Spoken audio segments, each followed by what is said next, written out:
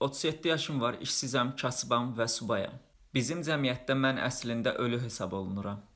Sadəcə hələ bastırmağa vaxt tapmayıblar. Amma mən pozitivəm, bilirsiniz niyə? Çünki mən Azərbaycanın ən təmiz, ən humanist adamıyam. Çünki mən hələ heç kimə zərər verəcək qədər varlanmamışam. Hamı rüşvətxorlardan, məmurlardan şikayət edir.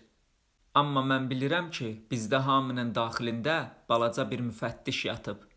Bizim dürüstlüyümüz pəncəmizin olmamasındadır. Pəncəsi olmayan şir özünü pişik kimi aparır, adını da qoyur əxlaq. Mənə bircə günlük vəzifə verin, görün hamınızın atasını necə yandıraram. Amma büdcəm çatmır, ona görə çox mərhəmətliyəm. Ailəmizə baxın, demokratiyadan danışırlar. Amma evdə kimçən inə rəhmət oxutdururlar. Atam deyir, seçim sənindir, amma mən deyən olmasa, haqqımı helal etmirəm. Bu, laktik şantajdır, südün gücü ilə qurulmuş imperiya. Mən isə bu imperiyadan qaçmışam, indi tək yaşayıram.